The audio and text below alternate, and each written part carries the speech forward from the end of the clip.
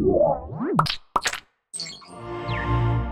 up on Tekzilla, external drives, USB FireWire, eSATA, a PC case I love to hate, the best keyboard ever, upgrading your netbook, and super encrypting your data. Dang! Grab that frosty glass from the freezer and tap the root beer, people, because Tekzilla starts now.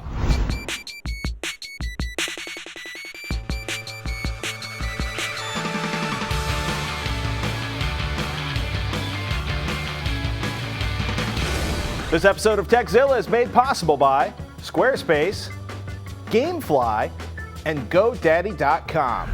I'm Patrick Norton. I'm Garnet Lee. Welcome to Tekzilla, the show where we get hands-on with the latest technology and show you how to make the most out of the gear you already have. Hey, whether you're a beginner or an uber geek in training, if you've got a question about killing spyware, speeding up your frame rates, GPS, or the latest scary food near the LA Convention Center, we've got an answer. Or at least you will next week. Well, that's where the bacon-wrapped hot dogs are, and they are actually fantastic. If you don't know who this, and we should say, if we don't know the answers, we'll find somebody who does. Like this man, Garnet Lee, you, Mr. Video Game Editor, are going to be at E3 getting hands-on with the latest and greatest new games. Man, I am actually looking forward to it. This is going to be a great E3. Not only are we getting back to like the big show, but the amazing thing is that Sony and Nintendo and Microsoft are all going to bring it strong. I'm really excited to see a lot of stuff that's coming up at this show. So it's going to be, I've heard two people, I was actually walking by a couple of people talking about E3 at our local restaurant, which is not the scary bacon-wrapped hot dog thing. That's where you get the carnitas eSATAs. That's what an eSATA is, right? the Core i7 quesadilla. There is some scary food at the LA Convention Center, but somebody was like, literally looked at somebody else and was like, yeah, man, what if there's going to be like stripper poles back this year? And I was like, E3, it got out of control, it got really naughty, it got yanked back in, and then it got too expensive again, and then they turned it into this mellow little thing last year that everybody hated. Well, sure, I mean, that's one side of it, right? But if you're going to have both sides, then you have to have that glitz and glamour in order to convince the big guns to bring out their big stuff, right? If they're going to do reveals, they want to have all that stuff. You couldn't expect, like, Ferrari to show off a car without the right girl in front of it at the auto show. It's the same thing with the E3, right? But you know what I'm saying, right? It's like they want to have that same thing. They want to get that same energy. They want to get people talking about it. They want to have the glitz and glamour. This show is going to have not only great software. I mean, you're going to see Modern Warfare 2, which I think everyone's excited about because it's Call of Duty extension. There's a lot of rumors that are going to come true that I even didn't think were going to be true. First up, Sony stuff is going to be amazing. You know those shots of that slim PS3? I'm starting to hear that they might actually be real. So next week, you might actually be seeing a brand new PS3. What's the point of coming out with this, it's like a smaller version of the same old hardware? Aren't they just losing money hand over fist? You know the deal, Patrick. I mean, if you retool, it's been 3 years, right? So in that amount of time, if you think about what they could do tech-wise, I feel like they probably can save enough money that it's worth retooling to come in with a new product, and it helps them energize their marketing push. So die shrink on the CPU, absolutely, maybe reduce power intake. Absolutely. On that. All of these things. So all of those things, manufacturing efficiencies, maybe some consolidation of the chipsets that are within the product, all of those things, and then they repackage it, new price, great software, and suddenly they have a revitalized brand. What are you most stoked to see? The PS3, what are you really looking forward to that you can actually talk about at this point? It's a really, really tough question. I'm going to have to go with probably the overall PS3 software lineups because you're going to see games. Yeah, because you can see games like Heavy Rain. I mean, this is a game I've been looking forward to a long time. But it's a follow-up to a game called Indigo Prophecy here, Fahrenheit over in Europe. The long and short of it is, it's a game that really gets cinematic gaming right. It does. Are you a mercenary, or what are you doing? No, this actually has like interactive fiction that you actually get involved in. It has a mystery that's going on. You're doing investigation. It does, those quick time events that people love to hate. In Indigo Prophecy, you didn't hate them because you had a real sense of interactivity. Instead of just pressing a button, you were making motions and it was coordinated with the action in the game. And we're seeing the same thing in the first part of Heavy Rain here. You've got these great cinematic action sequences. One of the ones you're going to see is a junkyard scene, and your protagonist is escaping through the junkyard. And while he's escaping, you're making motions in the controller that are really hooking you into the action. It looks gorgeous, great storyline. Super high hopes. Excited about a game for a while. No, I think it's going to be fantastic. And you're going to see a lot of other cool stuff. I mean, along with that, there's the new PSP hardware that's coming with allegedly a downloadable renting system for PSP games. No physical media. I like that thought. 3D motion sensing technology for Xbox 360.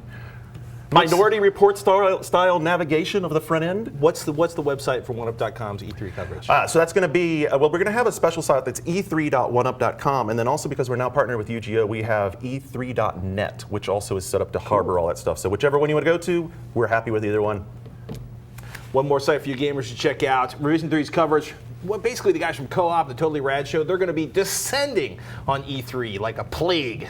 But, you know, more cheery than that. In any case, we got all their stuff coming up on a single page for your convenience. They've teamed up also to produce special live E3 shows right from the convention floor. Our very own Roger Chang is going to be there. It's revision3.com/E3. And you know, of course, we'll be doing stuff with that because I'm friends with all those guys too. It'll all be like one synergistic E3 coverage smorgasbord. Like the Borg, but with individuality. Time to get on to our first questions, which comes from Francois. Dear Patrick and Veronica, I am looking for a good gaming mouse under $50 that is not the Logitech MX518. I believe you guys can help me on this. Thank you for this. All right, Francois, first of all, that accent is fascinating. We're just going to leave it like that. But Francois is looking for gaming mice around $50 or less. Hey, I appreciate where he's coming from because you don't want to spend a lot of money on a gaming mouse and you can get really carried away. So let me throw a couple of suggestions out there from what I was able to look up. Logitech's G5 is now under $50 and this for like 3 years was my #1 mouse. It has a great feel to the mouse and by that I mean it has a nice weight and substance to it. When it's in your hand it feels really good. I like the clicky buttons that it has, give you really good feedback.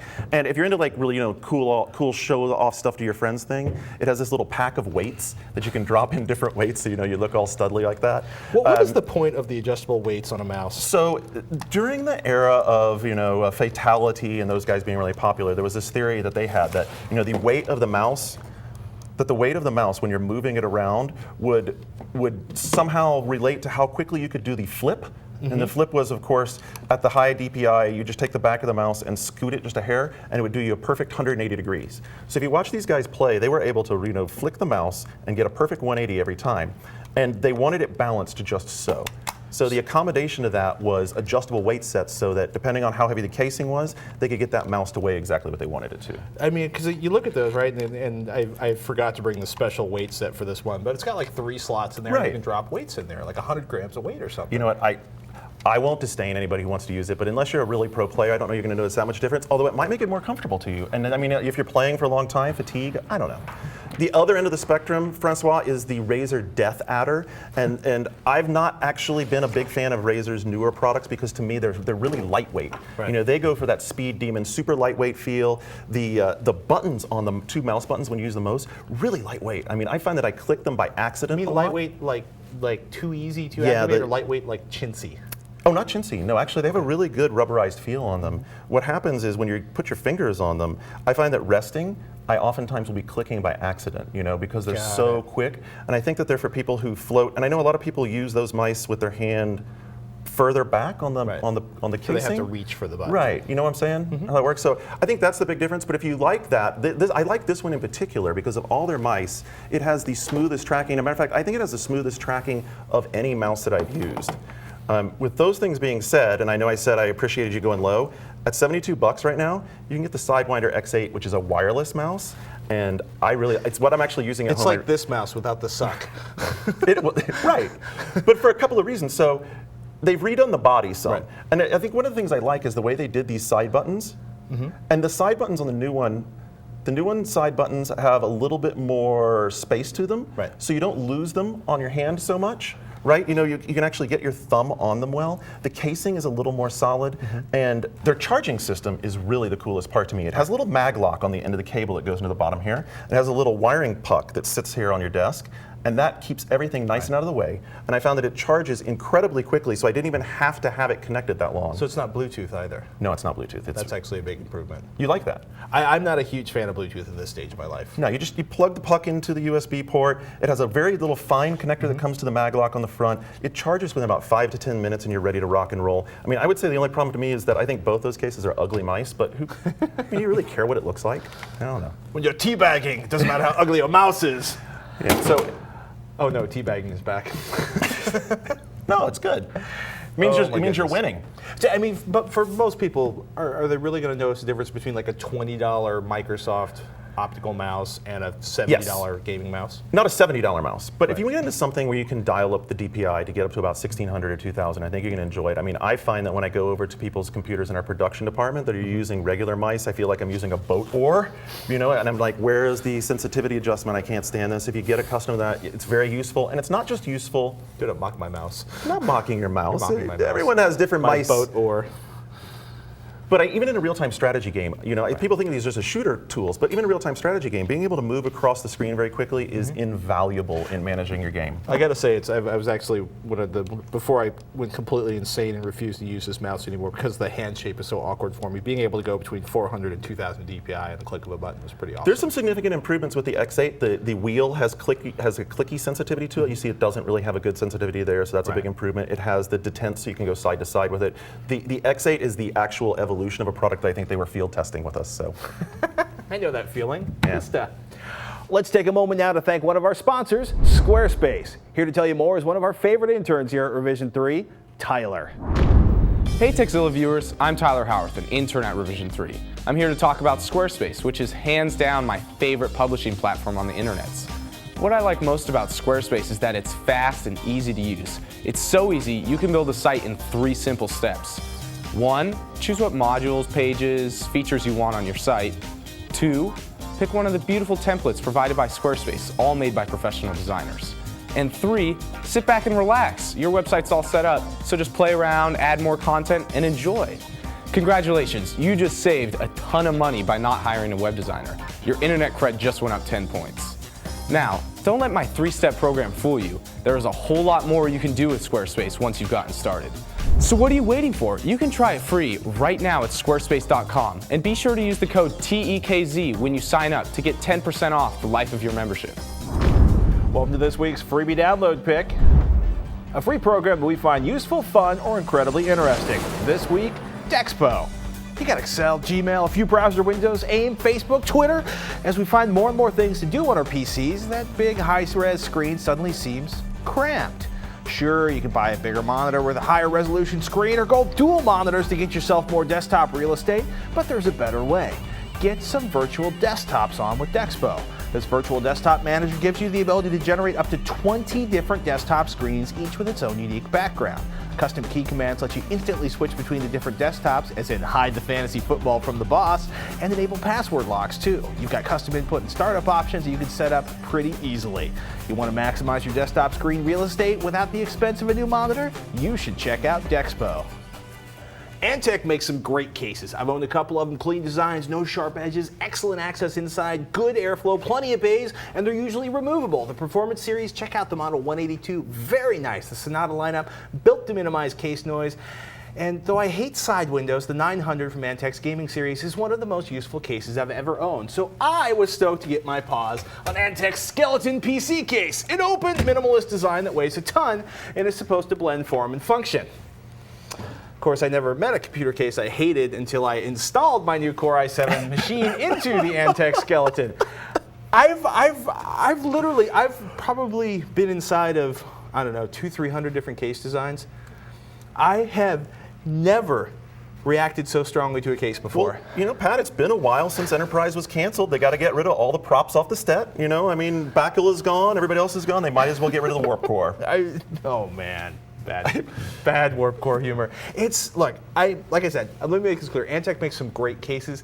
This is not one of them. It is a weird little triumph of form over function. It claims unprecedented airflow because it's basically open, and it's got this massive 250 millimeter fan on top that does keep air moving, and more importantly, actually causes people to stand on desktops next to mine looking over the cubicle wall at the pretty lights as they change. But wait, I mean, let's not just do marketing speak. Right. This does not have good airflow, because isn't the whole principle of good airflow to put more intake in than you have outtake, so that you're building a positive pressure inside to keep dust out of your componentry, and you want to channel that airflow? This is doing none of that.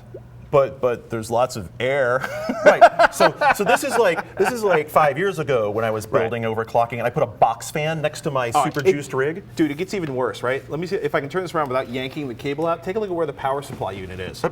Oh, that's smart. It's right on the CPU. Excellent. Yes, with a whopping like 3/8 of an inch of space between your power supply unit and the bottom of your motherboard. Yeah, this thing makes no sense to me at all. Well, it's like I said, it's an aesthetic thing. It's got a lovely little slot where you can stuff all of your spare cables if you don't have a modular cable thing on there. But you know, and there's basically room for, you can do a pair of hard drives, and you can actually install. There's a secondary 120 millimeter fan that'll go over hard drives, but I needed one of the 3.5 inch bays to do my little media adapter. And yeah, it's the assembly stage though. As annoying as the general design is, as the heat wafting up from the power supply underneath your CPU and your graphics card and your chipset is and these are bad things. The assembly stage is what really pissed me off. Are you kidding me? So this tray doesn't just nice and neatly. It looks like the tray looks like a great test bed, actually. It looks like a great test bed, right? So there's some interesting stuff going on, and I'm probably going to kill the machine in the process of this. But so if you want to change cards, right, you've got to unscrew 2 screws here and pull this giant plastic piece off here. Okay. And that's if you want to change graphics cards. You can slide this tray out back here, which is not going to work because I don't have the graphics card thing. So we got 2 thumb screws But here. what you're not saying that I was looking for is, can I just take the motherboard tray, slide it out, do swaps? I mean, I could use this for video card testing or if you leave chipset changing. If you leave the video card support off, and then you can kind of slide the tray out, the whole thing. Oh wait, what's that? Wait. Where the power supply wouldn't fit. So it's, if you can route the cables, I mean, so the power supply is under here, and if you don't have a 90-degree angle on that, you basically permanently bend your power supply cable like that. And I feel like I did one of those videos where any minute now someone's going to do like the fast forward montage, and then they're going to get to like 5 minutes later. Yeah, well, it's kind of, once you've got, you know, if you can figure out, oh, the cable routing's kind of a mess. Oh, look, I just bent the audio cables again. But that's more of an issue with the location on the motherboard than the design of the case. If you can figure out how to pull all the individual cables out, it's not too bad. And if we leave that one, you know, you basically have to route all of your drive cables up underneath here. The power supply unit, I had to spend about 10 minutes working cables out of the way and the slots on it. It's not too bad once you get it, you know, if your motherboard's laid out in a way that you can keep everything connected and still slide this back, it's not too bad. But I gotta say, it was frustrating to put together. Not my favorite case design. I gotta say, you've said if a whole bunch of times in the last 2 minutes. Yeah, I also just bent more pins on my motherboard again, which really And before anyone off. thinks that I'm a hater, that Antec 900 you're talking about? Awesome case. I built out 2 gaming machines for myself inside that case. I love that case. It was really easy to work with. And I think one of the things you pointed out that was really big to me was no sharp corners. And if you're a gamer, you're in and out of that thing all the time. Antec has made some great cases. This is not one of them. This is not one of them. But if you absolutely love the aesthetics, please go forth and buy one and enjoy the weird little removable side levers on that. Coming up next, securing your data with TrueCrypt, but first... GameFly is the largest online video game rental service and offers you a choice of over 6,000 new and classic titles across all consoles and handhelds. With plans starting at under $16 a month, GameFly members can rent 1 to 4 games at a time and keep them for as long as you like. There are no late fees, no due dates, shipping is always free. Once you're done playing a game, just send it back and GameFly will send you the next available game on your list. If you really like the game you're playing, simply click Keep It on the GameFly website and the game is yours at a discounted price. GameFly will even mail you the case and manuals free of charge. Want to score a free trial? Of course you do. Tekzilla fans, you can get a free 2-week trial if you go to gamefly.com/Tekzilla today. Some restrictions apply. Please see the site for details. Do us a favor. Support Tekzilla by supporting our sponsors. Looks like it's time for another website we just can't get enough of. That's a website that we can't stay away from because it's too useful, too funny, or just too darn irresistible. This week's pick, pleasevisitme.com. So are you feeling lonely? Are all your friends on the other side of the country? Maybe you can't afford the time off or the trip out to see them? Why not bug your friends to fly out to see you? All that's made simple with pleasevisitme.com. Just submit your name in the closest city and your friend's email and city, and they'll receive an email notifying them that you'd really like to see them. They'll be linked to Please Visit Me's website, which provides links to several travel sites, including some of the big ones like Travelocity and Expedia, as well as lesser-known sites like Kayak and Sidestep. Please Visit Me takes the tediousness out of searching for the cheapest airfare, saving your friends the hassle of plugging their information into 1,000 different sites. So if you're feeling social and think your friends just need that extra little nudge to plan a vacation, use pleasevisitme.com. With so much of your life stored on your laptop, your hard drives, PCs, even USB drives, trying to maintain your privacy can be a nightmare. Even more so if one of those devices gets stolen or taken away from you. Okay, so maybe the guys in custom can make you give up the key, but how do you keep stuff safe from people who are a little less, well, able to put you in prison? You need something called TrueCrypt. Here to tell us more is our very own Roger Chang. Yes, the guy who produces this show. The legendary, the magnificent war beast known as the Chang. War beast, whoa. All right, so TrueCrypt is a free, if not completely open source encryption software. Well, is it open source, like scanned by millions of eyes, or is it free? It's free. It's not open source in so much that they do not give you, or at least in the license, it does not give you the right to alter the software or the code and then redistribute it. That way you have to redistribute it as it is. But people are allowed to basically look at the code and eyeball it, and lots. So it's publicly. So lots and lots of eyeballs have checked it out. Yes, and it works pretty well. And for most people, it's probably one of the best solutions, even vis-a-vis commercial options out there. It's got a bunch of different encryption systems. It's got, I mean, it seems like it can be a real nightmare to try to figure out how to run it the first time. Because if you want something that's going to encrypt your data and make it enormously difficult, if not possible, for anybody other than the NSA to get your zeros and ones. Yeah, and the thing is, TrueCrypt is actually pretty straightforward. It's just the interface is very intimidating if you've actually never used it. So I'm actually right here to de-intimidate it? De-intimidate it, to walk through. And I'm going to actually start with a thumb drive, because oftentimes people like storing a lot of information on thumb drives because they're very convenient. You can stick in your pocket, hop on a plane. But oftentimes it's, I mean, you know how easy it is to lose one of these things, and then, you know, people love snagging these whether or not they're theirs. And you know, it's actually a really good test of TrueCrypt. So I'm just going to basically plug it into the old USB slot, have it pop up on my PC here. Whoops, let's see. Oh, cancel Windows. So what's the first thing we're going to do?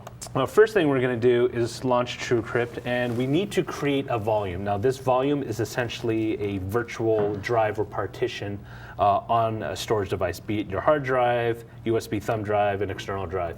It's encrypted so that any information you put in it cannot be accessed unless you have the password. So I've noticed that it'll do a thing where it gives you like 23 different letters, but you only pick one of them. What's going on with that?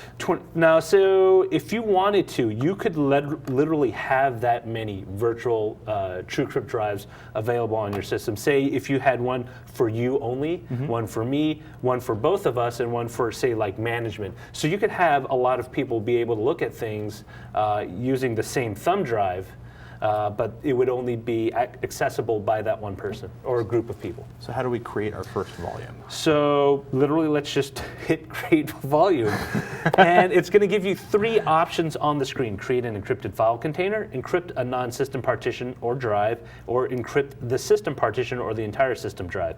The last two you actually want to leave if you're kind of uncomfortable with encrypting your drive, because if you forget the password or you forget the key file or you lose or delete the key file, you will not be able to access anything on it. So if you encrypt your system drive, that means basically like launching your operating system requires decrypting all of the files. Basically, you decrypt like your operating system and your application files. And you will have to have the password when it pops up, or you will not be able to do anything. Bit of a performance hit on that. Especially depending on what you use for your encryption, which I'll get to in a minute. Okay. So, you know, for people at home, let's just start out with create an encrypted file container. It's the easiest to do and very straightforward. We'll click next. Now we have two types. We have a standard TrueCrypt volume that is a single virtual drive that is encrypted, and we have a hidden TrueCrypt volume. Now the thing about the hidden TrueCrypt volume, which I like, is that it actually creates a second encrypted hidden volume inside the first encrypted volume. And the key to this is that, say you're being extorted, someone snags your key and says, if you don't give me the password, I'll release all the secrets about you and some affair that you've had. Or if you don't give me the password, I won't let you back into the country.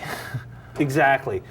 It will basically have a second hidden partition on there that you will not be able to see unless you know about it ahead of time. And if you do that, you can get, okay, fine, you can have my password. You can check out the standard portion of the TrueCrypted volume, but the hidden one, they will not be able to see. You can put all your secret sensitive stuff in there. So they can look at, whatever you have outside.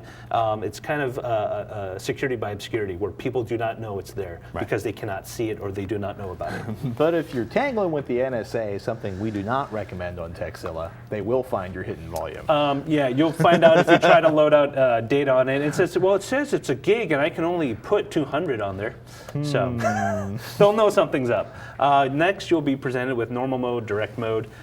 Just go with normal mode right now, unless you're very, you're a veteran with it, and then you can just skip straight to direct mode. You're probably not paying attention at this point. No. Next, volume location, and this is where you want to set up the virtual drive or encrypted volume. In this case, let's pick our SanDisk, and let's name it something basic like test. Cruiser. So we know what it is. Next. Now it's asking me for the outer volume of our multi Russian doll encryption here.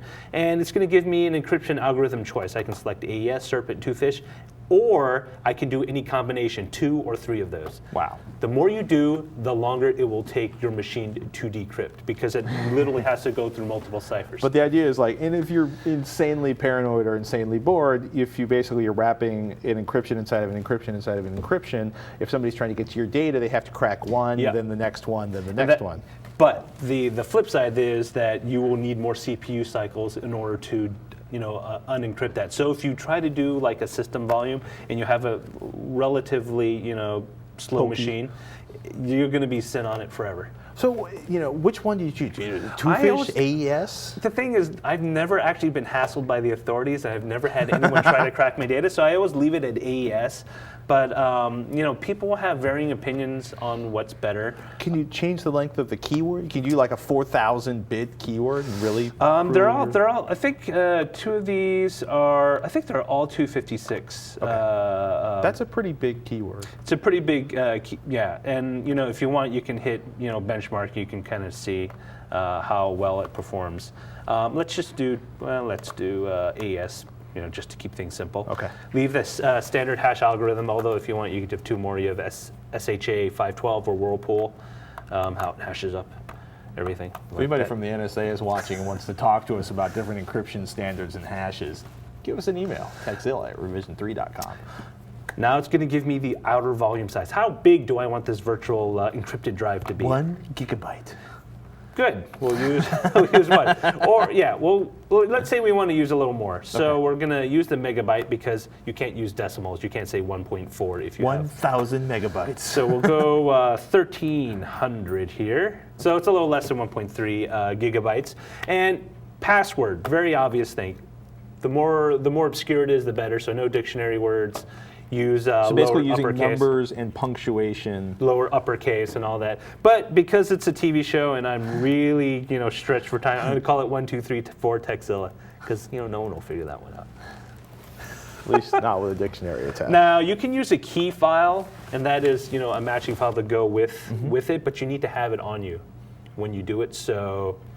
For convenience sake. You mean a key file, like if I don't have the file stored on this second thumb drive, I can't access the data on my hard drive or something? It needs to pair them up, kind of like PGP. So it's like physical security on top of the actual data encryption. Flip side, of course, is you increase the amount of inconvenience to you. So especially if you lose that USB thumb drive. So it can be on anything too. It can be in an email attachment or whatever, but you need to have that file. So if you're one of those people that's like, I want everything on this thing only, then just use a single password and don't worry about whoever's breaking, unless you're super paranoid or you broke some horrendous law.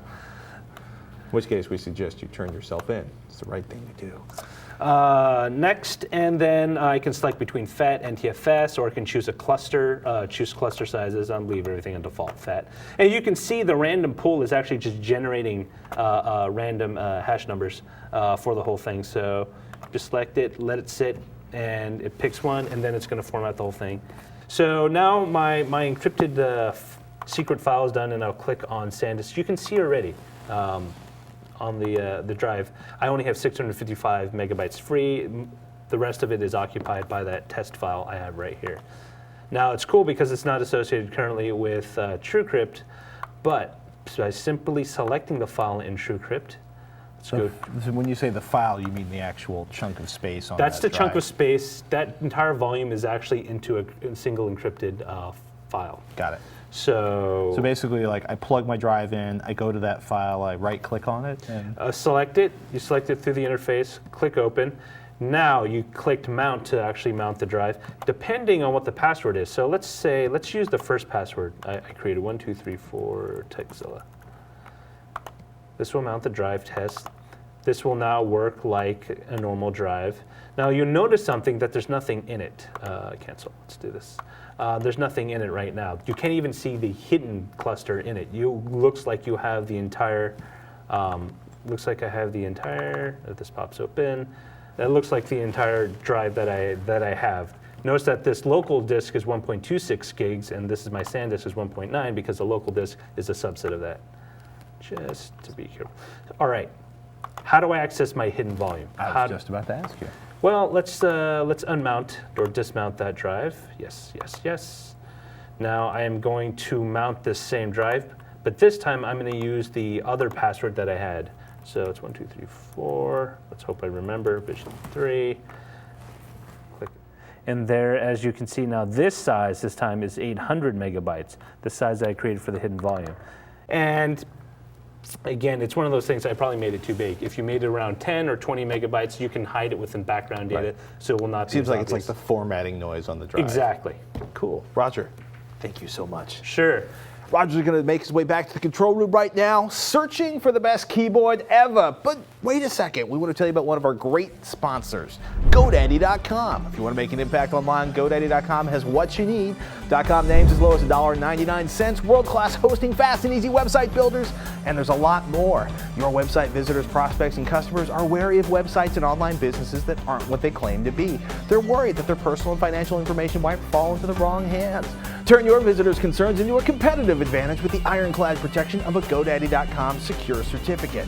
Want to save some money? Of course you do. Enter in code TEK4, that's TEK4 when you check out. You'll save an additional 15% off any order of $75 or more. Some restrictions apply, see the site for details. Do us a favor here at Tekzilla. Get your piece of the internet at GoDaddy.com and use one of our tech codes to do it. You want more? Check out revision3.com/GoDaddy. You'll find all the Tekzilla GoDaddy deals and codes. Please support us by supporting our sponsors. Veronica Belmont wants you to know that Brain Tonic is the world's first think drink. It has 0 caffeine, 0 processed sugar, but it's quite effective, she says, for increasing mental clarity. The mental focus comes from 2 herbs and 2 natural compounds, and it's sweetened only with organic agave nectar. Place an order for Brain Tonic online at braintonic.com. That's tonic with a Q, people. And use the coupon code R3. You'll score a nice little discount on your order.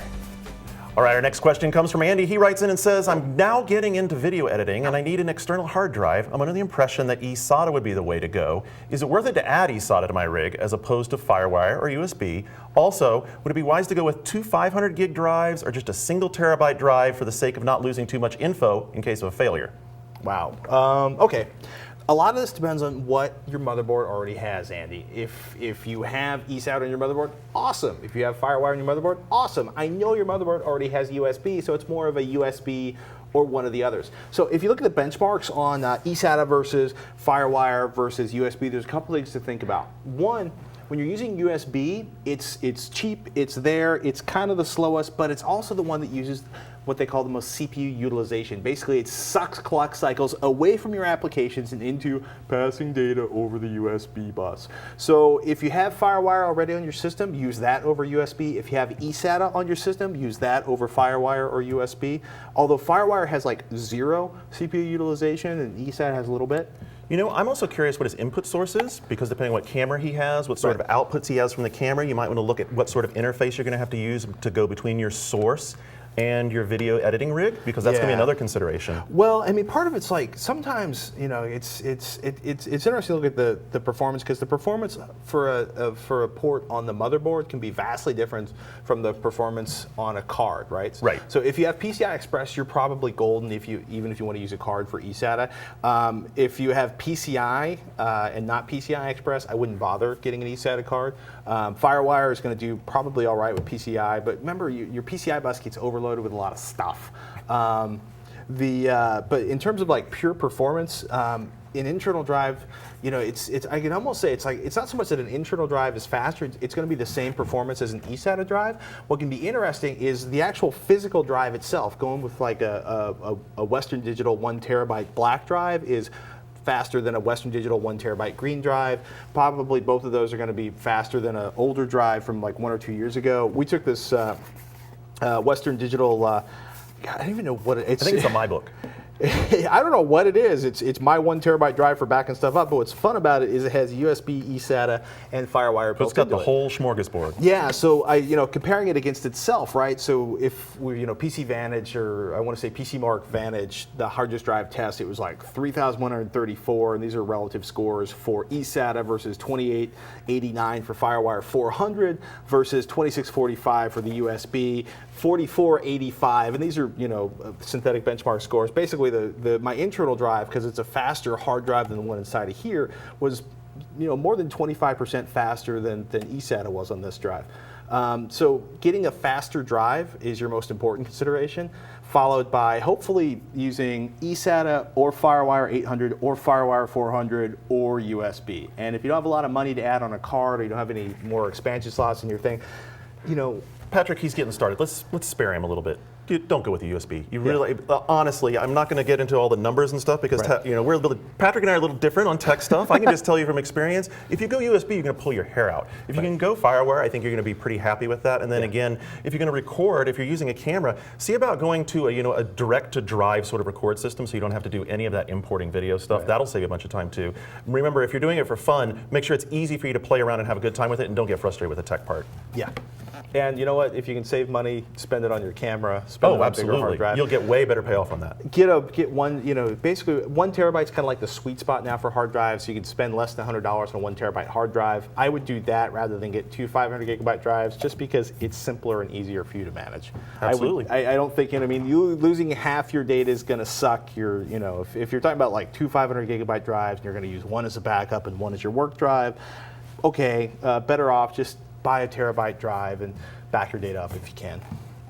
You know what else is coming out next year? That people USB, are starting. I know where you're going, USB 3.0, but I mean, come on, finally, really?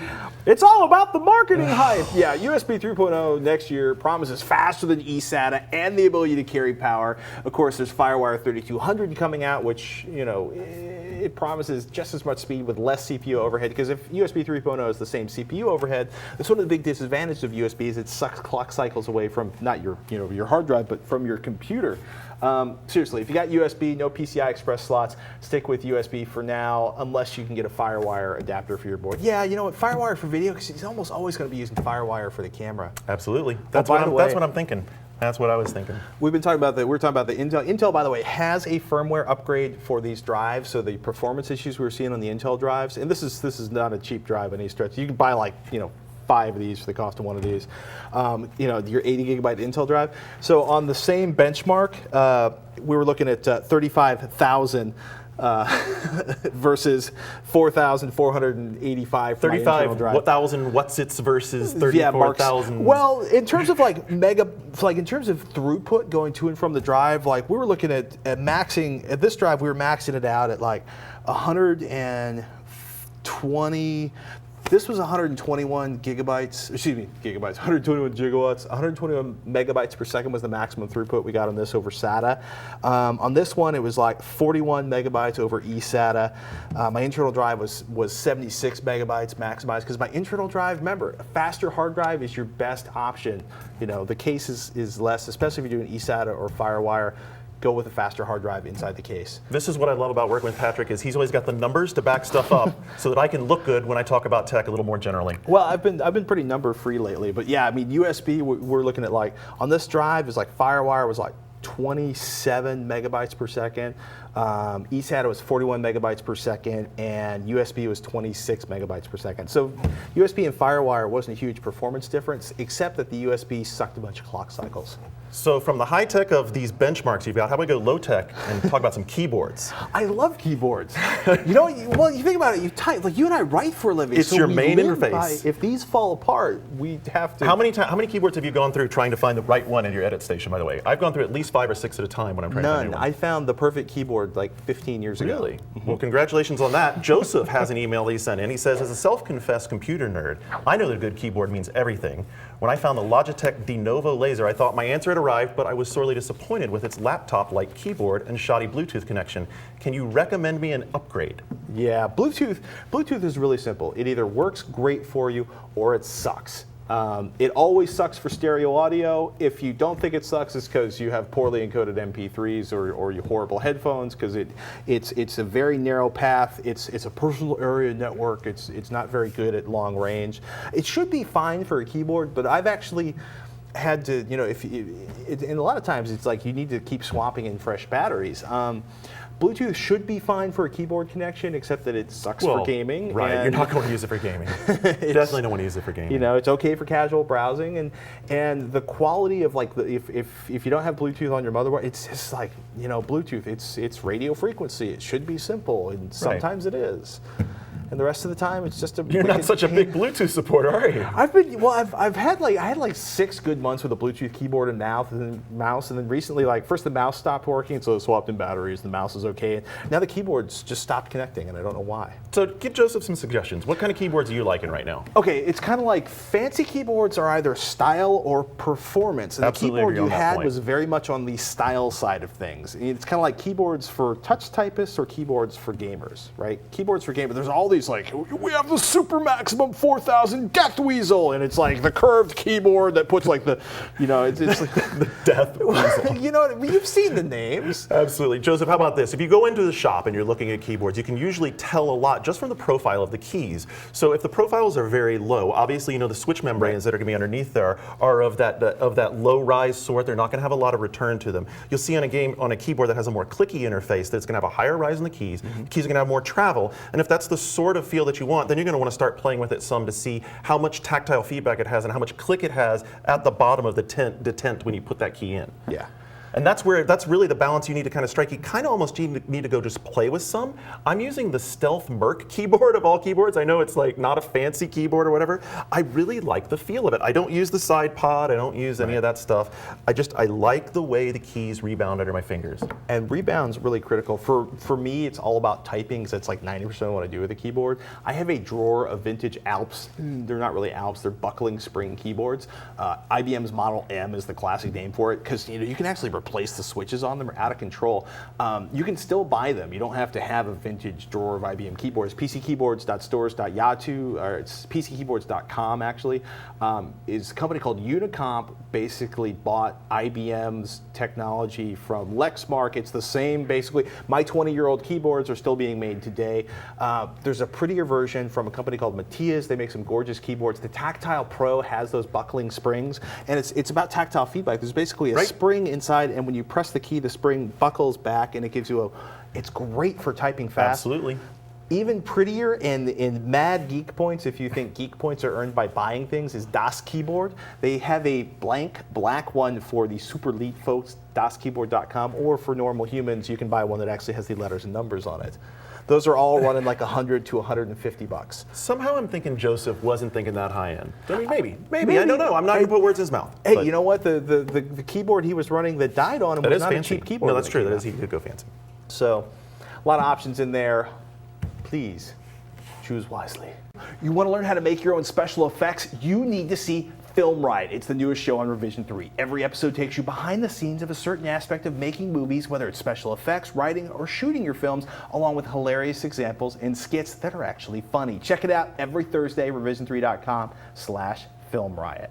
For everybody out there watching, we live on your questions, so email us, tekzilla@revision3.com. Tech help, product reviews, how-tos, you ask us, we'll do it, but we gotta get your emails. So don't be shy, send them into tekzilla@revision3.com. Hey, or you know what's even better is when they send in a video question. Think of all the fun you can have and the admiration of your friends and family when they see your mug on this very show. So just keep it at 15 seconds, upload it to YouTube, send us a link in the email with video question in the subject line. And as always, you can visit the forums, revision3.com/forums, share your thoughts, ideas, or comments with other fans of the show, explain how it's not a day with sunshine when Veronica's not here. Aww, I read that every time I'm on, and you know what? I die a little bit. It's okay. You should see what they say about me in the forums. Now, we want to thank Garnet for stopping by and helping us out. Be gentle to him in the forums, or he'll weep. Actually, we could collect the salt from your tears and auction them on eBay and buy you a house. Wow, I'm going to produce a whole lot of salt, evidently. If you haven't seen Garnet's work, you have to check it out. You can find it at oneup.com. He's going to have some amazing E3 coverage. And you know what? The man writes good stuff every single day. What's the next game? I mean, E3 aside, what's the next game you're super stoked about? Well, Prototype and Infamous both. You know, if you're into the open world games, Prototype way more violent. Infamous still a lot of fun. Great, both of them great games. I think you'll have a lot of fun with either of them. Thanks, dude. Garnet Lee, Absolutely. ladies and gentlemen. He will not be here next week. Veronica Belmont will be back, and we both want to thank you so much for watching. I'm Patrick Norton. I'm Garnet Lee. Until next time, you've been watching Tekzilla.